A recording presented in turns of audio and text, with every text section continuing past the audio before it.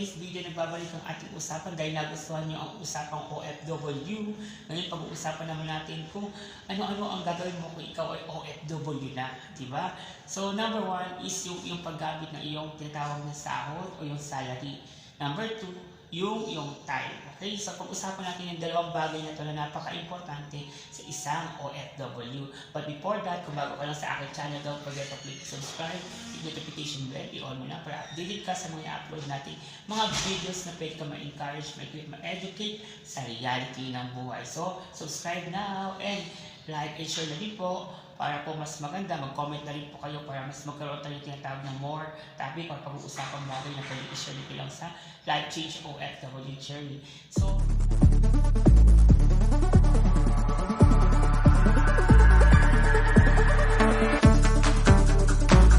ang paggamit mo ng iyong tamang sahod. So, kung ikaw ay OFW na, magkakaroon ka ng tinatawag na salary monthly. Okay? So, yung salary monthly mo, dapat magamit mo yan ng mahusay.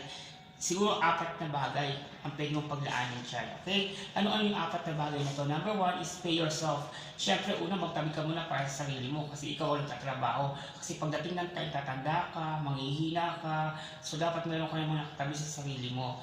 Number 2, yung papadala mo sa Pilipinas, yung tinatawag natin mga remittances. So, dyan, ang support din sa family mo sa Pilipinas. Ano ang pwede mong gawin dyan? Pwede mo silang turuan na magdagdag ng extra income. For example, magtayo sila ng sari-sari store or maliit na negosyo para naman umiikot din also yung perang binibigay mo sa kanila. Diba? Malaking bagay lang. So, let encourage them to have a small business that can help for their family and support in financial. Number 2 is may tinatawag ka na projects, okay? So, pwedeng napapagawa ka ng bahay or nagpupundar ka ng mga bagay-bagay na makatutulong sa iyo in future.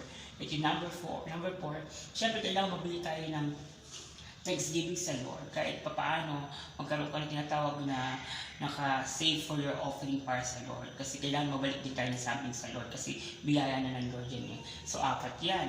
Diba? So, number 2 yung time mo. Yung paggamit mo ng time, kailangan is manageable. Okay? 8 oras ka nagtatrabaho or 10 hours may overtime na 2. Malaking tulong yon kung nagagamit mo yung overtime na yan. Or else, gagawa ka ng pakipakinabang na bagay para makadagdag also sa iyong extra income. Pwedeng maglaan ka ng 3 hours sa ibang activity na pwede kumita. Like yung FB Reels, yung YouTube channel na to. Ayan, pwede yan. Yung IG mo, yung TikTok mo. May mga apps, pero mas maganda, legit ang mga pasukan mo. Okay guys, para naman talagang kita mo yung pagsahod. Okay, sa mga ito at magkakaroon ka ng tinatawag na extra income. So, managing your time is very important sa ating lahat. God bless and thank you.